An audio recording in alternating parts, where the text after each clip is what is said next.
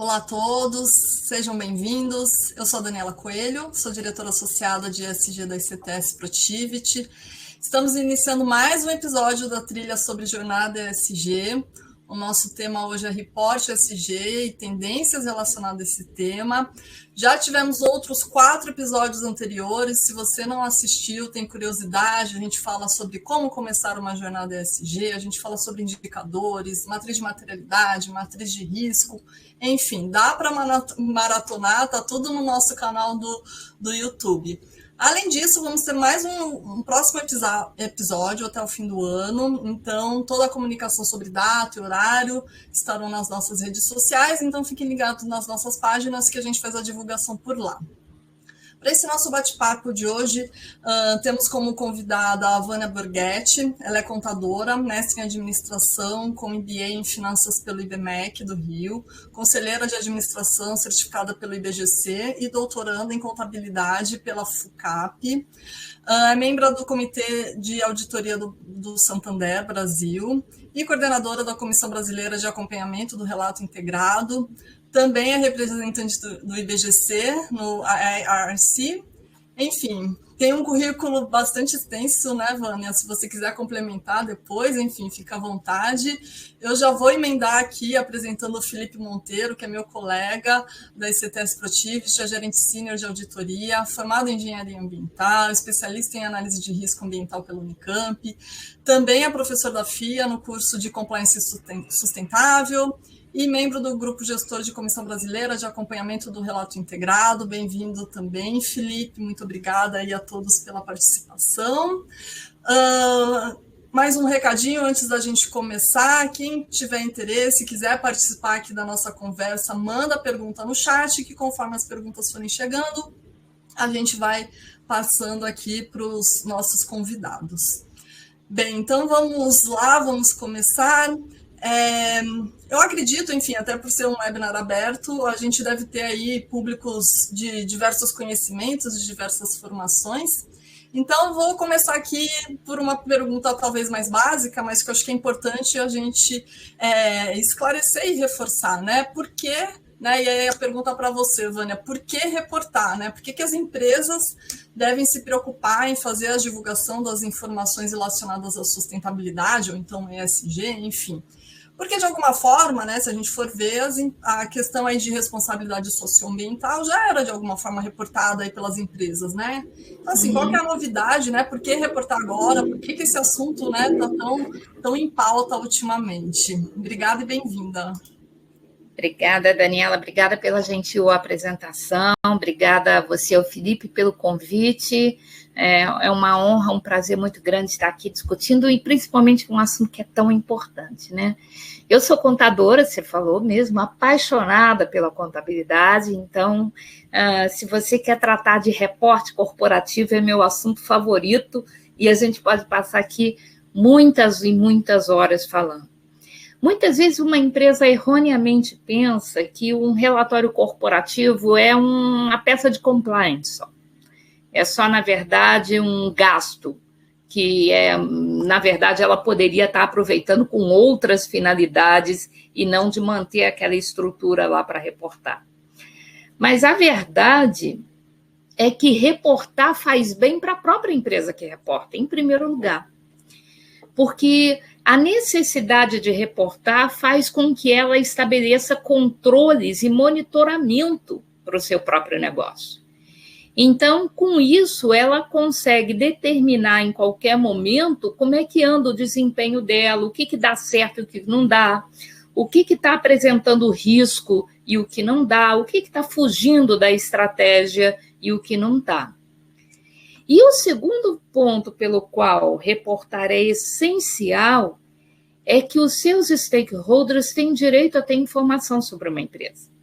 Ou seja, se você vai comprar a prazo, o fornecedor tem o direito de saber se você é sólido para saber se ele tem que exigir o pagamento à vista ou a prazo.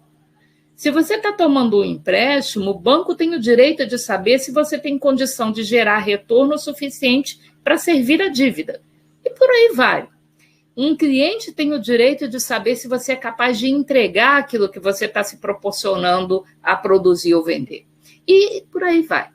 Então, na verdade, se você não conta a sua história para o mercado tenta adivinhar. E não necessariamente ele acerta quando ele tenta adivinhar. E muitas vezes a sua imagem pode ser jogada no lixo por uma bobagem que, se você tivesse tomado a iniciativa de contar o que está acontecendo no seu negócio, aquele boom de notícia e de escândalo que foi gerado em torno da sua empresa poderia ter sido evitado, né? Então, uma empresa ela precisa ser transparente. Quando é que uma empresa é transparente? Quando aquilo que ela revela para o mercado é suficiente para o mercado tomar boas decisões e não se sentir lesado com a consequência. Isso é uma empresa transparente. Só que a questão de transparência, que no passado era percebida como limitada a fatores de desempenho econômico e financeiro, ela hoje abrange toda uma outra gama.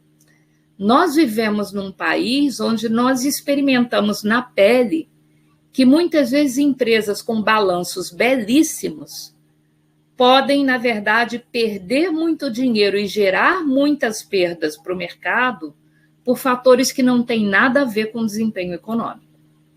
Então, risco ambiental conta, risco social conta, a ausência de governança é porta aberta para corrupção, para desvio de recursos, para desvio de finalidade de estratégia. Então, na verdade, governança também conta. Então, quando uma empresa ela mostra para o mercado que ela é capaz de gerar bons resultados econômicos e que ela é capaz de fazer isso sem destruir o planeta, sem ferir a dignidade humana e obedecendo regras que preservam a governança da instituição, isso é o que o mercado mais quer saber. Então, a empresa que hoje não toma a iniciativa de ser transparente em todos esses quesitos, ela, na verdade, representa um risco para quem tem relacionamento com essa empresa.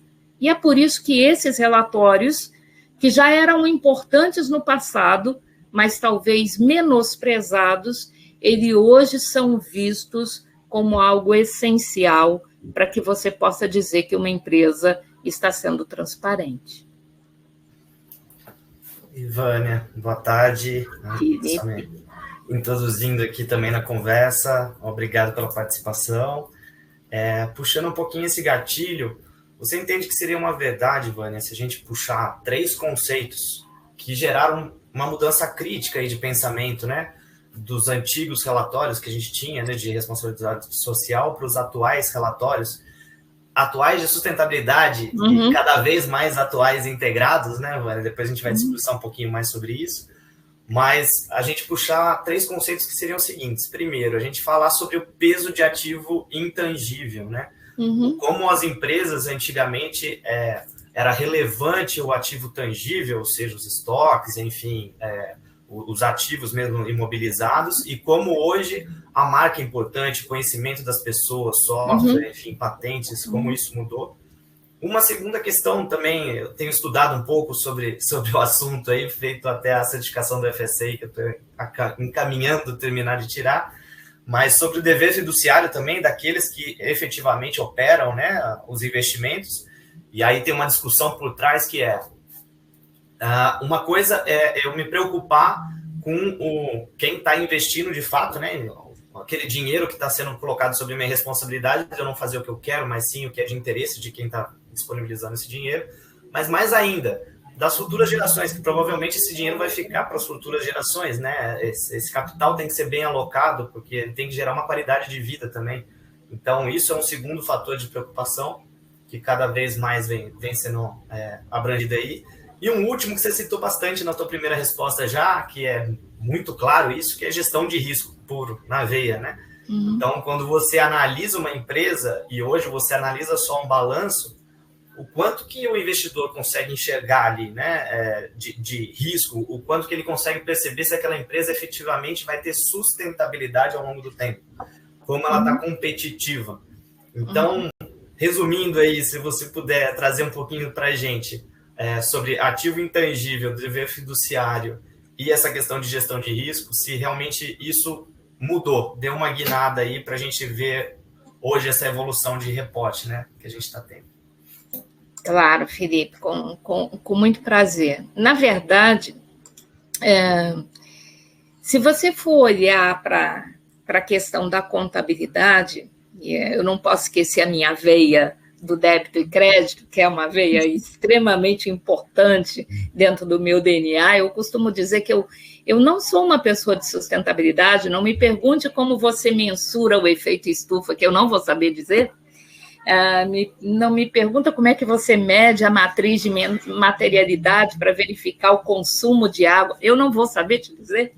Eu sou alguém que sabe medir lucro e prejuízo, né? Essa é a minha função, mas o lado bacana é que se percebeu que essas questões que antes eram menosprezadas porque eram consideradas menos importantes, porque eram não financeiras, o mercado hoje prefere chamá-las de pré-financeiras.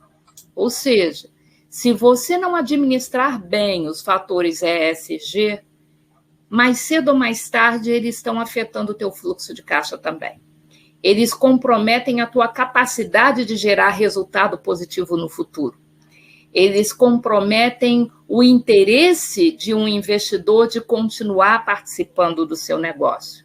Eles comprometem a credibilidade do teu produto, do serviço que você presta. Então, na verdade, tudo isso são intangíveis, que podem afetar decisivamente a tua capacidade de continuar a existir como negócio no futuro. Então, isso precisa ser mensurado, precisa ser observado e precisa ser pesado. É incontestável isso. Mas isso traz muita informação narrativa para os relatórios. É verdade. E como contador eu te digo, somar 2 mais 2 é muito fácil. Eu dou sempre aula de matérias quantitativas nos meus cursos. Por quê? Porque fica fácil corrigir a prova. Ou o resultado está igual ao meu, ou ele está errado, né? Por definição, fica fácil assim. Já a informação narrativa, o papel aceita qualquer palavra. E é por isso que relato integrado, que é essa proposta que a gente tem defendido no mercado, ela é tão importante. Porque ele cria a rastreabilidade da informação narrativa com a informação financeira.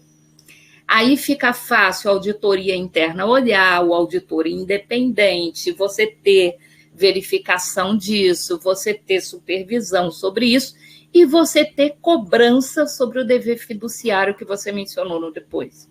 Por quê?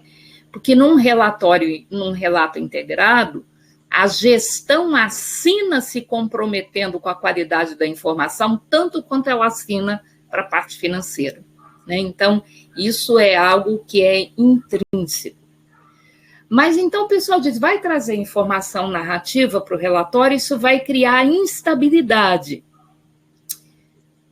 Eu não diria que criaria instabilidade, mas uma necessidade de educar a nossa forma de ler relatórios, sim. Mas, veja, isso não é novidade no âmbito contábil. A primeira vez que alguém falou de você fazer provisão para uma perda que era esperada, como? Se você ainda não perdeu, como é que você vai fazer uma estimativa a esse respeito? E hoje nós convivemos com questões como valor justo, como estimativa, como ajuste periódico na melhor condição, na melhor estimativa possível, e isso não traz instabilidade para o relatório, traz segurança, porque permite para o usuário da informação, dentro da sua melhor capacidade de mensurar o teu risco, você mostrar o que você já sabe que pode vir a acontecer, porque você já tem red flags, você já tem critérios seguros o suficiente para mensurar.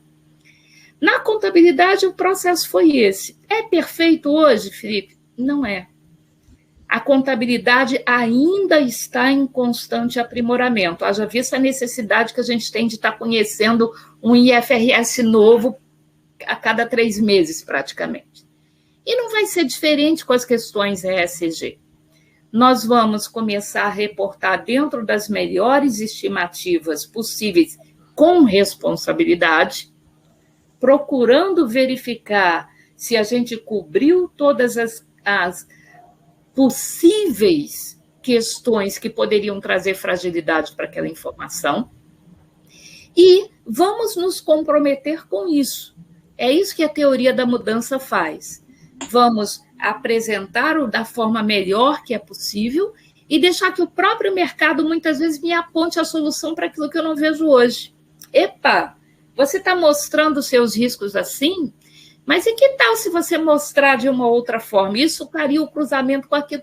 Então, de repente, o próprio mercado te ajuda a encontrar soluções para isso. E isso vai fazer com que, na verdade, você esteja dividindo os riscos com o mercado. Porque o próprio mercado está te sinalizando como é que ele quer receber a informação. Então, você deixa de dizer aquilo que você quer contar para passar a reportar aquilo que o mercado tem necessidade de saber. Isso faz toda a diferença no interesse do mercado de ler o teu relatório. E Vânia, você falou uma coisa que eu até anotei aqui, né? Você falou de reportar da melhor forma possível, né? E dentro dessa linha, né, que dicas ou orientações você dá, né, sobre como, de que forma que a empresa pode reportar isso, né? Usa algum padrão, enfim. Você falou muito, né, do mercado ler essa informação, mas de que dica que você daria aí para as empresas que estão nesse processo aí de reportar? Daniela, eu acho que nós, seres humanos, nós temos uma certa tendência para generalizar as coisas, né? Então, por exemplo, toda criança que a gente vê na rua, muitas vezes é pivete. Todo político é corrupto. E, na verdade, tem muita gente honesta em todas as pessoas, em todos os grupamentos. Só que, às vezes, a má situação de uns faz com que a gente tenda a generalizar e estender aquele conceito para o resto do grupo. E isso não é verdadeiro, isso não é bom, isso não é aconselhável. Então, relatórios de sustentabilidade, de questões ESG, eles ainda têm muita discriminação no mercado, porque tem alguns espertos que usam esses relatórios para fazer greenwashing, para fazer marketing. Eles não têm o interesse efetivo de informar, eles têm o interesse de fazer uma autopropaganda sobre coisas que eles dizem fazer e não fazem. E isso, é claro, que coloca em risco a credibilidade de todos aqueles que fazem bem feito, que procuram fazer com responsabilidade, usando os melhores critérios. E essa preocupação que é nossa é a preocupação dos reguladores também. No passado, os reguladores eles tinham muito medo de colocar questões ESG como itens de compliance, como itens de reporte, porque eles mesmos não tinham instrumentos para acompanhar o quanto daquilo seria, na verdade, rastreável ou não. Mas hoje nós temos um avanço da tecnologia estupendo, que pode contribuir nesse sentido. E a contribuição daquelas empresas que tiveram a boa vontade de reportar da melhor forma possível, como você falou, com responsabilidade, serviram para mostrar para os reguladores que esse tipo de informação agrega valor. Então, hoje nós estamos experimentando uma mudança na postura do mercado e dos reguladores com relação a este tipo de relatório.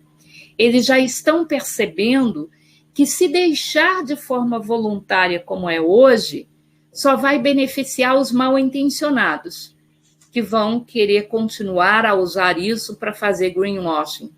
Então, o que os reguladores estão pensando? Opa, se eu estabeleço uma regra, eu facilito a vida de quem quer fazer bem feito, porque ele tem uma régua mínima a ser seguido, e aí todos os outros vão reportar nessa mesma régua, então não vai haver, na verdade, desbalanceamento, assimetria de informação sendo gerada para o mercado, porque o meu concorrente vai estar reportando mais ou menos nas mesmas bases que eu, e eu não estou, na verdade, perdendo para ele em nada nessa situação.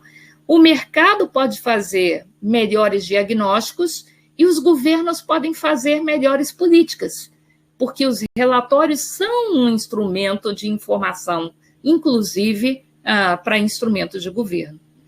Então, hoje, nós temos iniciativas como a IOSCO, que é a Associação de CVMs, apoiando a regulamentação, a IFAC também, a própria SEC americana, a IFRS Foundation enveredando para construir uma norma de sustentabilidade que estes reguladores possam abraçar e encampar.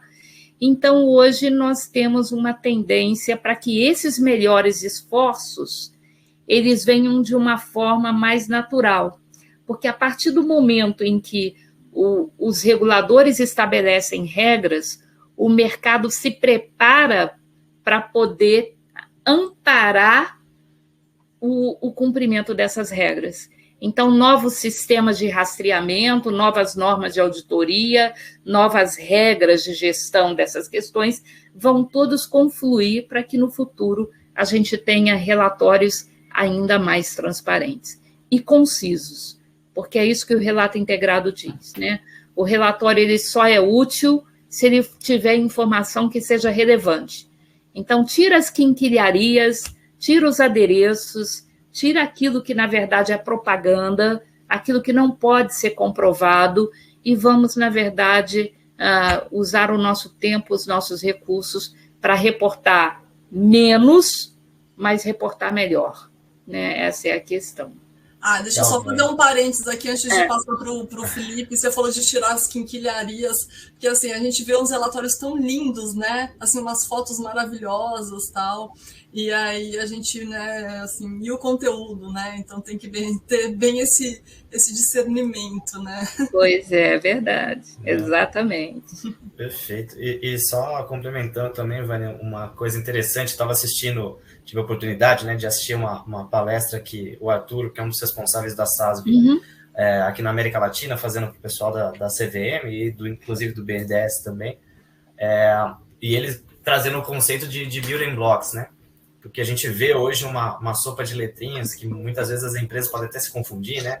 O mais conhecido aí, o GRI, que já vem a longa data aí, mais consolidado, mas agora aparece o SASB, tem a própria IRC, do qual você faz parte, enfim, tem o TCFD, né, que inclusive a regulamentação tende a começar até por ele, por essas questões de mudança climática tá mais em voga, mas ele trouxe esse conceito, que ele falou assim, praticamente um Lego. A ideia hoje, para quem quer reportar sério, que nem você pontuou, primeiro, conheça para quem você quer comunicar e o que você quer comunicar. Você sabendo disso, você vai ter a aptidão de buscar um framework adequado, que é como que eu vou reportar, né? Sobre quais diretrizes eu vou reportar, e depois você puxa o standard, o padrão que você entende mais adequado, que é o que eu vou reportar. Então, só para ilustrar algum conceito para quem está nos assistindo agora, mudanças climáticas, como a gente falou agora. Eu vou puxar o TCFD, então, porque ele é um framework, é como eu vou reportar, e vou trazer, se a minha comunicação vai ser com o mercado, por exemplo, o SASB ele conversa muito melhor com questões financeiras. Agora, se eu quero uma abrangência um pouco maior de stakeholders que eu vou conversar, quero conversar inclusive com meus fornecedores, com meus funcionários, com meus clientes, talvez o GRI seja mais adequado. Então, é pensar em com quem e o que você quer comunicar, para quem você quer comunicar, e aí sim você fazer hoje essa escolha de quais os melhores padrões e frames, mas concordando plenamente com a Vânia, isso ainda permite que os espertinhos possam fazer uma análise de qual desses frames e padrões hoje propicia uma melhor imagem da minha empresa. Em breve, quando a regulamentação for saindo aos poucos, aí não vai ser mais possível essa opção, né? Vai ser determinado que você deve reportar daquela forma. Eu não sei se vai ser permitido ou não, Felipe. Essa é uma dúvida que eu tenho. A questão dos building blocks é uma ideia fantástica e é uma ideia encampada pela IFAC. Na verdade, se você procurar no site da IFAC, eles têm um paper formidável sobre o conceito de building block. E nada mais tem atrás desse conceito do que a questão de que o pior inimigo do bom é o ótimo, né? Então, muitas vezes você pensa que tem que esperar o teu relatório, o teu monitoramento, a tua capacidade de evidenciar ficar perfeito para então comunicar aquilo para o mercado. Não, na verdade, você tem que fazer o seu melhor esforço, com segurança, aquilo que você consegue muito. E vai montando Lego. Né? O building block tem muito disso também. Né? Se você hoje consegue reportar bem o lado ambiental, aplique o TCFD e o CDSB e vai lá e você reporta o ambiental. Aí, amanhã, você já tem isso consolidado, vai procurar a Shift, vai ver direitos humanos para reportar o social, ou vai procurar um outro qualquer. Vai procurar a ICDN, vai ver lá o que é a governança, o que os investidores precisam saber. O relato integrado, ele se diferencia um pouquinho desse leque que hoje nós temos para relatório de sustentabilidade, porque ele não é um padrão de relatório, né? O nome não é relatório integrado. Eu até na semana passada, eu amo muito a Gláucia, que é responsável pelo GRI aqui no Brasil. Acho que ela é uma das pessoas mais doces e firmes que eu conheço na vida. Mas aí ela estava dizendo, num fórum que a gente estava junto, mas, Vânia, o problema do relato integrado é que ele devia ser relatório anual. Aí eu falei para ela assim, não, Gláucia, o relato integrado nunca vai ser um relatório anual, porque ele não quer ser divulgado apenas anualmente. Ele quer que na entrevista que o presidente da empresa dá sobre o trimestre, ele tenha o uso do relato integrado. Ele quer que aquilo que está no site, que é atualizado a cada dia, seja integrado. Ele quer que aquilo que o gerente de produção vai falar quando o dólar subiu, seja integrado. Ou seja, o que o relato integrado quer é que a verdade da empresa seja uma só. Ela não mude de acordo com quem está usando, na verdade, o microfone. Né? Então, ele precisa ser mais ou menos distribuído por aí. Então, o relato integrado, ele não é uma nova opção de reporte, porque ele não trabalha o relatório. Então, se você for olhar a norma do SASB, que se uniu agora com o relato integrado, do GRI, do CDP, do TCFD, eles são um exemplo de como reportar o que precisa ser reportado. Então, eu costumo dizer que o relato integrado é o framework que define o que reportar, os 6 capitais, como eles são geridos na estrutura de governança da empresa, como eles geram valor, preservam valor ou consomem, destroem valor, e o que a empresa devolve para a sociedade nesses 6 capitais. Isso é o que precisa estar lá no relatório. Como reportar? Se você é uma empresa do setor automobilístico, a SASB tem um guia fantástico para isso.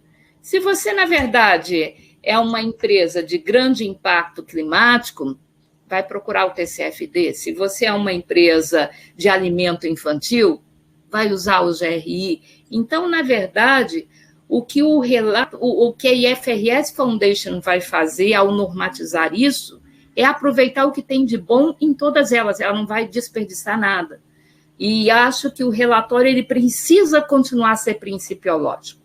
Então, eu acho que essa questão da empresa escolher um padrão, uma referência de mercado que mais se adequa ao seu modelo de negócio, isso ainda vai continuar.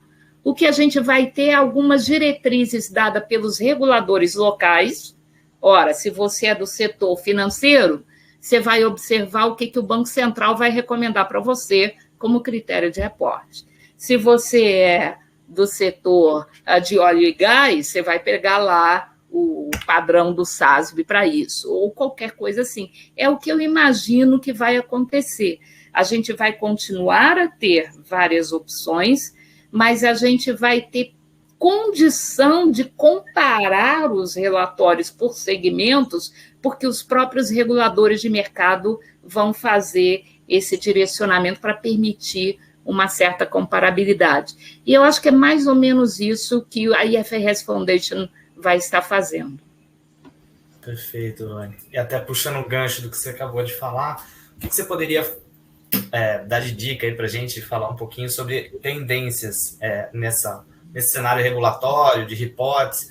A gente escuta falar, por exemplo, sobre a própria ISSB, né, que você está falando bastante aí do IFRS. Eu tenho escutado recentemente falar bastante também sobre uma legislação, né, específica, a HR 1887, lá da SEC, que está tramitando lá no Senado agora, enfim. O que você pode trazer para a gente hoje de cenário global de tendência? Na verdade, a gente até já discutiu isso um pouquinho. A tendência é que os reguladores recepcionem questões de sustentabilidade. O Parlamento Europeu, já no relatório de análise dele, já concluiu de que isso é necessário, que não pode mais ficar uma coisa solta, tem que haver uma certa normatização dos relatórios de sustentabilidade para evitar greenwashing, para permitir comparação e tudo mais. Ele até recomendou, e o EFRAG já está se reestruturando para poder abraçar esse conhecimento. Eu me lembro que alguns anos atrás eu era do Advisory Council da IFRS Foundation e sempre falava para o Hans, que era o CEO lá, não, o IFRS tem que cuidar disso, Hans, a gente tem que olhar para isso. Ele, mas Vânia, eu só sei contabilidade, eu não entendo nada de sustentabilidade. Mas eu falava para ele assim, mas agora a informação contábil não é suficiente mais. E a gente tem duas alternativas.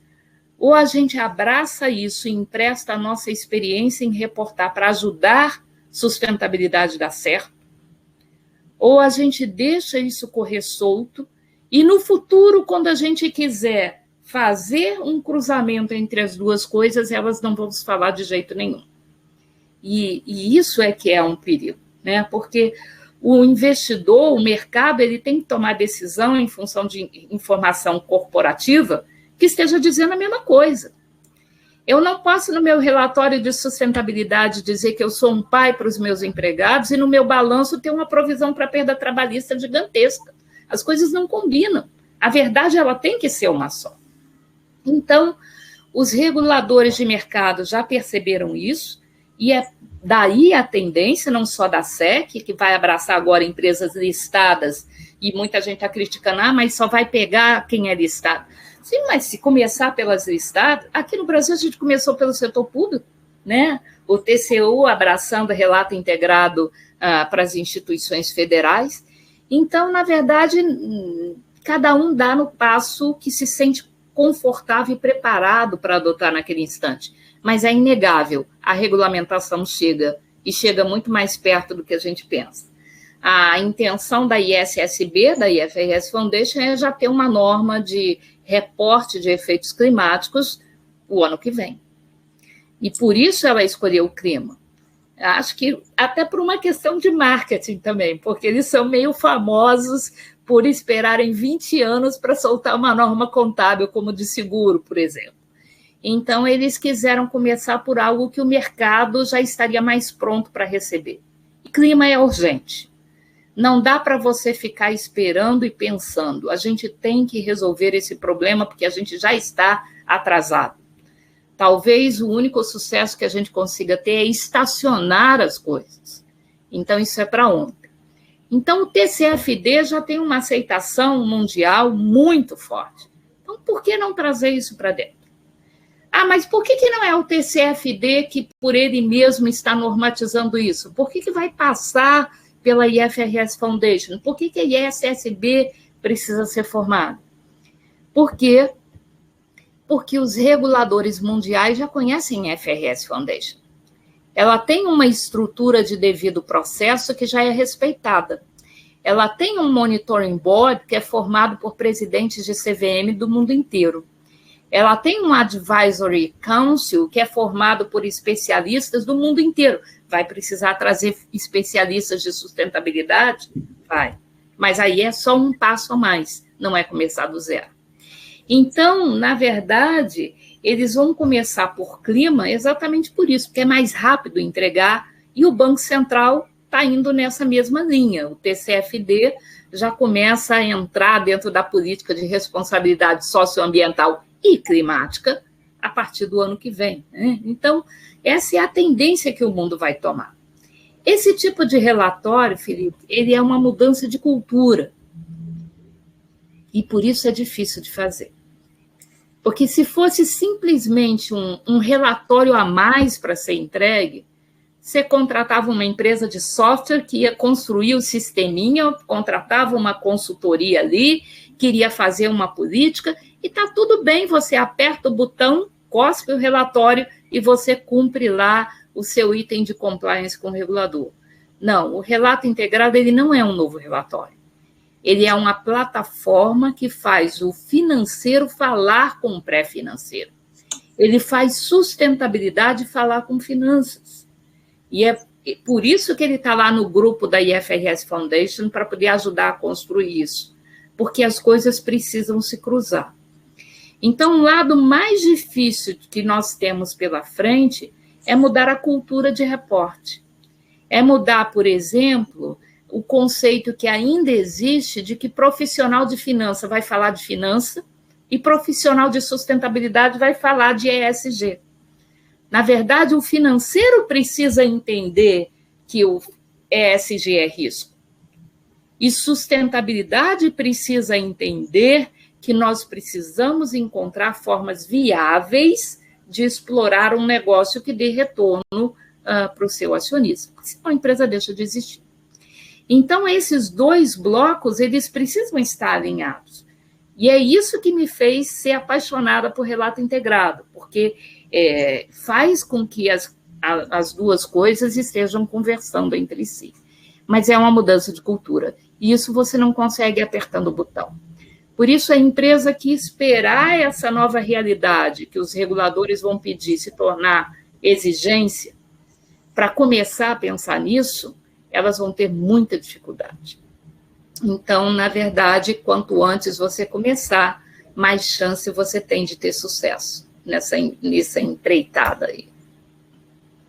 Ah, excelente, muito bom. E você falou do clima, né? Lembrando que daqui 2 semanas a gente tem a COP26, enfim, o mundo inteiro de olho nessa conferência, porque de fato é um assunto muito, muito urgente, muito importante, né? Com certeza. Eu não sei se o Felipe quer puxar alguma pergunta, senão eu vou fazer uma pergunta aqui que chegou da audiência, só relembrando, se alguém quiser, pode mandar aqui no chat que a gente repassa aqui para a Vânia. É uma pergunta do Matheus Silva. Ele disse que queria saber, né, se você, Vânia, acredita que os órgãos de regulação financeiros no Brasil atuarão com maior ativismo, assim como na França e a Comissão Europeia já estão fazendo no âmbito concorrencial.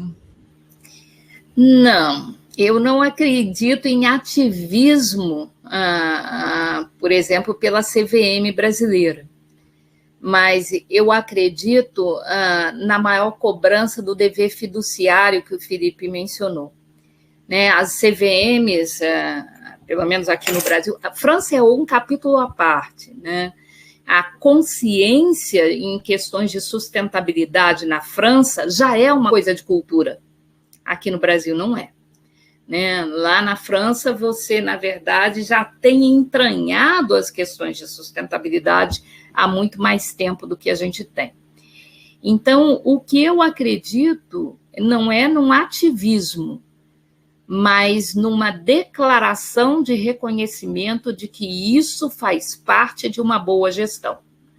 Que gestão eficiente não é só aquela que entrega lucro para o mercado, mas é aquela que é capaz de fazer isso sem destruir planeta, sem ferir dignidade humana e sem precisar corromper quem quer que seja para ganhar mercados e ganhar negócio. Então, se a CVM fizer isso, eu acho que ela já vai estar contribuindo imensamente para a melhoria das condições. E te digo isso, inclusive, pela experiência do TCU.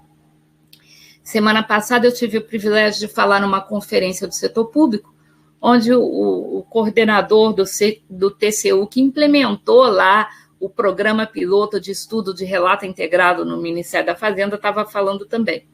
Eles fizeram uma enquete junto às empresas que estão usando o relato integrado, as empresas federais que fazem o relatório de gestão, e tanto em relação a processo quanto em qualidade da gestão, mais do que 80% das empresas públicas sujeitas ao relato integrado disseram que as coisas melhoraram e melhoraram muito depois que elas começaram a usar relato integrado.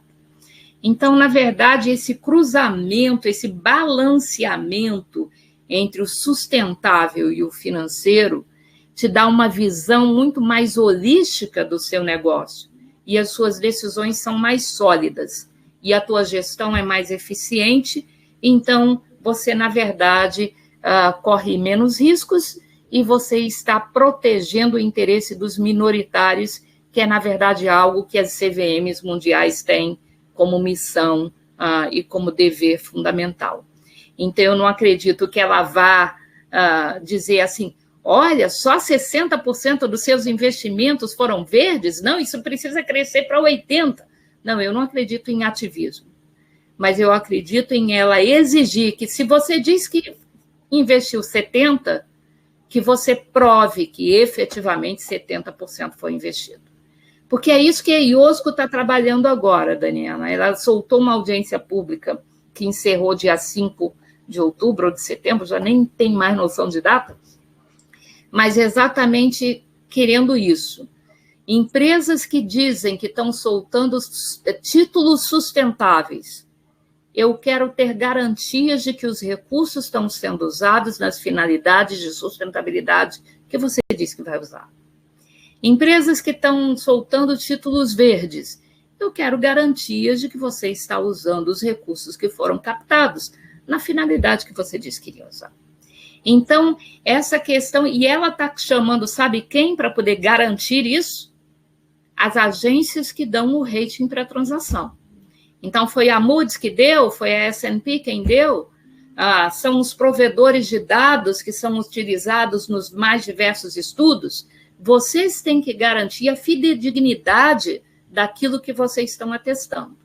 Então, isso eu acho que os reguladores vão começar a fazer cada vez mais e de forma cada vez mais estrita. Eu não sei se o Felipe vai querer puxar a próxima questão aqui. Pode falar primeiro, Dani. Não, na verdade, eu ia pedir para, na próxima resposta aí da Vânia, para você colocar aqui no chat, Felipe. O Marco pediu os links, né, dessas instituições, enfim, dessas referências que têm sido falado. Então, se depois a gente puder colocar aqui, Felipe, eu acho que seria legal para o pessoal depois também poder se aprofundar, pesquisar um pouquinho. Acho que contribui aí também para o pessoal. Legal. Não, e o Matheus está agradecendo aí a tua resposta. Imagina. Com certeza. Não, eu só ia comentar, né, o que a Vânia está falando aí, de algumas questões aqui no Brasil que vem andando e vem andando até a passos rápidos aí, que eu costumo citar, né, tanto a CVM 480, né, o formulário de referência, que já vai exigir algumas questões SG ano que vem, se não me engano. Né? Sim, sim. E agora o Bacen vem soltando, inclusive do GR-SAC, né, que as instituições financeiras têm que se atentar cada vez mais, né, tá subindo a régua aí aos pouquinhos de riscos, que nem a Vânia citou aí, tanto ambientais, sociais e mudanças climáticas também, eles têm frisado, batido bastante nessa tecla, né. Então, o que a gente costuma até conversar, né, Dani, com alguns clientes nossos não é que, o que vai acontecer daqui a pouco, não, tá batendo na porta agora, né. Sim. E o que algumas empresas também citam para a gente, falam, não, mas vocês estão falando muito de instituição financeira, de empresa de capital aberto, mas a gente está tranquilo, né? Não, por enquanto o foco não é a gente. O que a gente costuma informar para eles, fala assim, uma vez que está sendo exigido dessas grandes empresas que façam isso, a cadeia de valor inteira delas é muito importante. A gente está cansado de ver exemplos aí que dentro de casa está tudo certinho, mas o terceiro acaba impactando a empresa. Então, a atenção para esses terceiros é fundamental. Vocês vão ser cobrados também, mais ou menos, pelos parceiros de negócio de vocês, né? Bacana, Felipe, porque eu acabei de participar de uma banca de defesa de uma aluna que estava fazendo a pesquisa dela sobre relato integrado no setor público, por causa das DNs 170, 178 do TCU e agora a IN 84, e aí ela chegou à conclusão de que as empresas que eram abertas, que já estavam lá no ISE, elas não tiveram melhoria com a adesão do relato integrado pelo TCU, porque elas já faziam isso. Eu falei assim, não. O maior exemplo disso é, por exemplo, sabe o que eu estava fazendo no dia 10 de janeiro de 2019? Eu estava lá no CFC em Brasília. Por quê? Porque, na verdade, o TCU tinha soltado a N170, então eles iriam precisar fazer o relatório de gestão deles segundo o relato integrado, por serem uma autarquia, e, para isso, eles reuniram os 27 CRCs regionais, porque todos eles iam ter que fazer relato integrado, porque ele, como Conselho Federal, não poderia consolidar os regionais se eles estivessem falando de banana e o federal falando de laranja. Então, porque o federal precisava consolidar, os regionais todos precisaram adotar relato integrado. E isso é o mesmo para as 29 secretarias que reportam para o Ministério da Economia.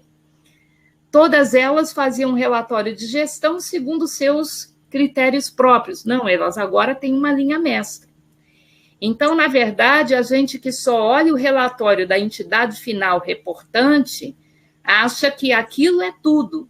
Na verdade, o efeito, via cadeia de valor, ele vem para trás.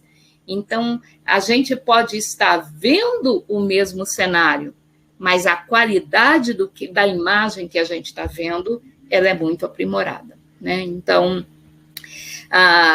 uma empresa pequena que não tenha condição de reportar de tal forma que a empresa grande que a contrata tenha tranquilidade de que essa empresa não vai ser denunciada amanhã como usando o trabalho escravo, para ela ser apontada como alguém que contrata alguém que usa trabalho escravo, é a realidade do mercado, né? A gente não vive numa ilha, né? Todos nós estamos, de alguma forma, ligados. E é impressionante esse exemplo, né? Como vira e mexe, a gente vê situações, né? Você citou a mão de obra escrava, em que isso acontece, né? Em que você tem a empresa ali, que às vezes é uma grande empresa ou uma multinacional, enfim, que é a empresa mais conhecida, e aí aparece a notícia dela relacionada a emprego de mão de obra escrava. Só que daí, quando a gente vai olhar, né, na reportagem, na verdade é um fornecedor, é um transportador. Exatamente. Enfim. Só que o que... Até você dizer que é ele, não você, e que você, na verdade, só por coincidência contratou ele daquela vez para algo pequenininho, a tua imagem já está suja, né? A gente leva uma vida inteira para construir uma boa reputação, que pode ir para o lixo de uma forma muito rápida e muito instantânea. Então. Exato. Quer fazer alguma pergunta, Felipe? Se não tem mais alguma, tem mais uma pergunta aqui do público. Puxa do público, depois eu vou falar uma curiosidade que eu, como auditor, né, queria perguntar para a Vânia, mas vamos no público primeiro. Tá. Veio uma questão aqui da Amanda, que de alguma forma acho que já foi comentado, mas enfim. Ela pergunta quanto a metodologias para elaboração de relatos integrados / relatórios de sustentabilidade, qual que seria a indicação ou as referências? Olha, na semana passada, ou tem 10 dias, a Value Reporting Foundation lançou um guia de implementação de relato integrado associado ao SASB para quem está começando.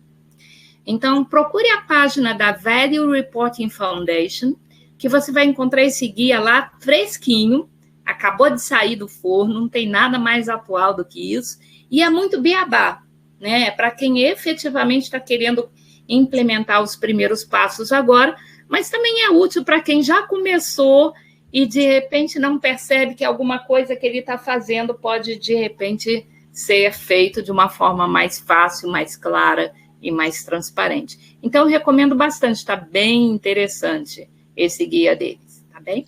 O Felipe, inclusive, compartilhou aqui no chat e eu fiquei sabendo aqui pela minha produção que se alguma informação a gente não tiver disponibilizado aqui para vocês, a gente pode depois mandar pelo e-mail que foi cadastrado aqui para quem se cadastrou aqui no webinar. Então, a gente depois consegue compartilhar também informações adicionais aí por e-mail, tá, gente? Vai lá, Felipe, fala aí a sua curiosidade, que eu também estou curiosa. Bom, como auditor interno, Vânia, e você hoje, né, em alguns comitês de auditoria aí de grandes empresas, como isso está circulando hoje dentro de conselhos, de comitê, principalmente no comitê de auditoria, isso tem sido cada vez mais corrente esse assunto, a cobrança vai ficar um pouco maior. Como as auditorias vão ser cobradas a se posicionar, principalmente as internas? Porque, para mim, a externa está bastante claro, né? É o que você falou, a partir do momento que a gente tiver definido um padrão, ou mesmo com os padrões hoje que já existem, né? Uma vez que as empresas posicionem qual é o padrão, as externas conseguem assegurar aquele relatório, né? Se está em conformidade, enfim, né? Mas a interna, eu tenho o meu conceito, mas eu queria ouvir um pouquinho de você, o que vai ser cobrado, enfim, de que forma que os comitês e os conselhos estão pensando. Na verdade, isso está entrando cada vez mais nas questões de conselho, Felipe. Em março do ano passado, o Instituto Britânico de Governança Corporativa soltou um documento sobre relato integrado e governança. Qual é o papel dos órgãos de governança em relação a questões de reporte, de sustentabilidade, de preferência integrados? Formidável, muito bom. A gente, inclusive, deu uma palestra sobre esse documento na reunião de março de 2020, na comissão do relato integrado, então deve estar lá no nosso site, alguém que queira pode acessar. Mas, sim, as questões de sustentabilidade cada vez mais entram dentro dos conselhos e não pode ser diferente nos comitês de auditoria. Então, todo mundo precisa ter essa informação, mas precisa ter uma informação confiável. Nós não temos ainda uma norma de auditoria de informação de sustentabilidade. É outra coisa que vai ficar muito mais fácil a gente ter depois que a ISSB começar a soltar as normas, os padrões que a gente está esperando aí. Mas o IAASB, que é o órgão internacional de normas de auditoria, ele revisitou uma norma dele, a ISA 3000, para que os auditores possam usar como guia para poder dar revisão limitada ou revisão de procedimentos acordados, de alguma forma, ser uma revisão independente da informação de natureza ESG nos relatórios corporativos. Mas, em 2015 ou 2016, o IIRC fez um trabalho sobre asseguração de relatos integrados. E aí, em resposta à tua pergunta, ele diz, nós não podemos ficar esperando a norma de auditoria vir para ter a asseguração dos relatórios de sustentabilidade.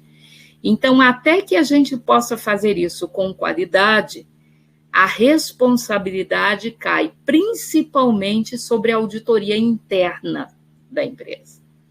Por quê? Porque ela é um canal natural.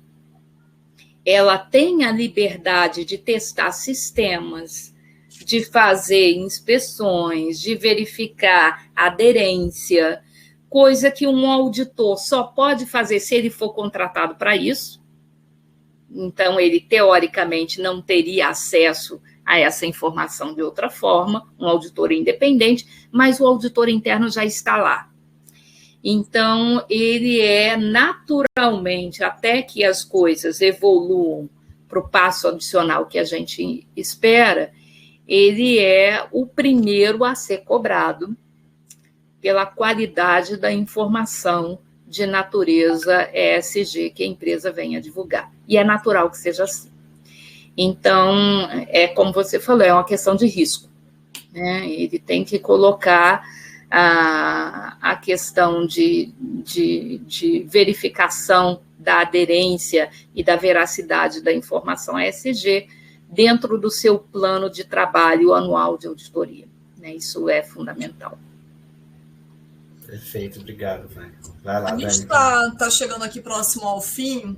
Tem uma última pergunta, então, que eu vou fazer do Tiago. Ele disse que na empresa que ele trabalha, ele está na linha de frente aí dos reportes, que ele entende que, por um lado, as exigências contribuíram demais para os avanços sustentáveis, mas que, por outro lado, ele percebe que o tempo exigido do reporte é cada vez mais elevado, pois cada agente solicita informações em um formato diferente. Então, se você também percebe essa mesma tendência. A gente percebe sim, e essa é uma preocupação, né? As pessoas pensam que informar melhor é informar mais. Isso não é verdade. Eu sempre uso de exemplo, não ganho nenhuma propaganda do Google, muito pelo contrário, acho que se um dia ele escutar o que eu falo, ele vai até me processar. Mas se você botar alguma pergunta, alguma palavra para ser pesquisada no Google, ele provavelmente vai te dizer que tem 10 mil respostas para aquela palavra. Mas você nunca vai depois da segunda página para pesquisar, se é que você vai depois da terceira opção na primeira página, né? Então, o fato é que os relatórios eles precisam conversar entre si. E essa é a grande vantagem que a gente vai ter com um normatizador global. Porque hoje o que eu faço, por exemplo, para a SEC não vai servir para eu poder entregar para o GRI, não vai servir para eu entregar para a Bolsa que lista o meu bonde, não vai servir para eu... Não, na verdade, se houver a harmonização de conceitos, você, na verdade, vai poder aproveitar o trabalho que você fez para uma entidade para reportar para outra também. Você não precisa ter outra verdade, né? A informação vai ser a mesma. E, inclusive, os sistemas vão ser mais preparados para não precisar fazerem tanta volta para chegar na informação que você precisa prestar. E não se esqueça que o propósito do relato integrado é que você não tem que reportar a floresta, você tem que reportar a árvore que você é. Então, na verdade, o teu relatório ele tem que ser conciso, ele tem que ser aquilo que é relevante sobre o seu negócio. O modelo europeu, ele parte de 3 degraus. Ele diz que você tem que dizer como está o mundo, depois você diz como está o setor, mas o grosso do seu reporte tem que ser a sua instituição. Porque você muitas vezes perde tanto tempo reportando o mundo e reportando o setor, e aí você depois, quando chega na hora de reportar a tua empresa, ninguém mais tem tempo para ler, né? Nos Estados Unidos já existem serviços contratados para se ler relatórios anuais e orientarem os acionistas no momento do voto. É a última coisa que a gente quer. A gente não quer transferência de responsabilidade.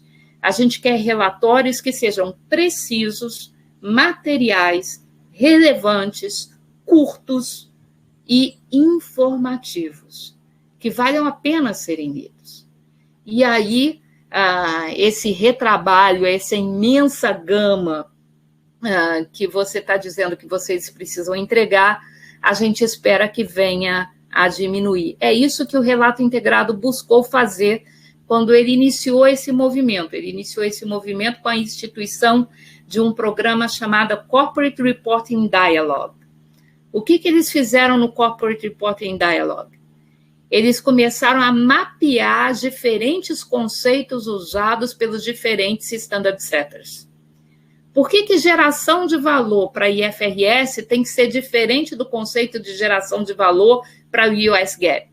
Tem que ser diferente de geração de valor para o CDP? Tem que ser diferente de geração de valor para o GRI?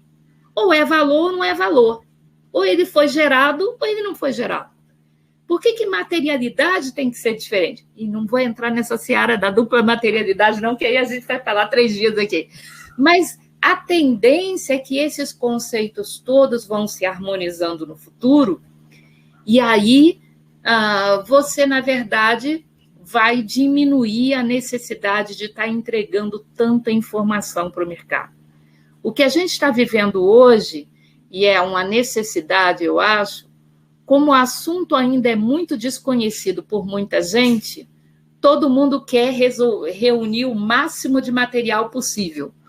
E aí depois se desespera, porque não tem tempo de ler tudo aquilo, não tem tempo de fazer os cruzamentos de tudo aquilo, acaba desistindo na metade, e aquilo que era realmente relevante de ser conhecido, de repente não foi nem alcançado. Então, a tendência dos nossos reportes é que, tanto financeiramente quanto pré-financeiros, eles sejam cada vez mais concisos, cada vez mais materiais, cada vez mais relevantes. Aí você não vai sofrer mais tanto. E por falar em tempo, infelizmente chegou ao final o nosso tempo. Uma pena, porque o assunto está muito interessante. Eu acho que todo mundo que está acompanhando está gostando bastante. Já recebemos aqui alguns elogios, mas infelizmente a gente precisa encerrar. Então eu vou começar agradecendo aqui o Felipe por a parceria. Não sei se você tem alguma consideração aí final, Felipe. Obrigado, Dani. Agradecer muito a participação da Vânia aqui, que tirou um tempinho para bater esse papo com a gente e falar para o pessoal ficar ligado aí na COP26, que vem as novidades por aí, né? A gente pode fazer mais um debate aí ano que vem, no começo, que vai ter muita outra coisa. É muita novidade vindo, tem que acompanhar de perto, né? É verdade, Obrigado, tem que pessoal. Acompanhar mesmo.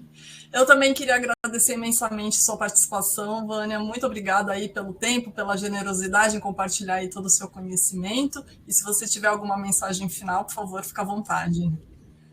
Só que foi um prazer, uma honra. Eu acho que é um assunto que a gente não pode mais dar desculpa de que não nos afeta todos nós, e a gente pode ajudar isso a dar certo, né? Acho que todos nós, na nossa empresa, na nossa instituição, na nossa universidade, nas instituições que a gente faz parte, até mesmo participando das audiências públicas que vão vir, porque para os reguladores implementarem essas normas novas, isso vai passar para a audiência pública. A gente pode cruzar o braço e torcer para dar certo, ou a gente pode contribuir com a nossa opinião, com o nosso conhecimento, com aquilo que a gente já experimentou para ajudar a ficar cada vez melhor.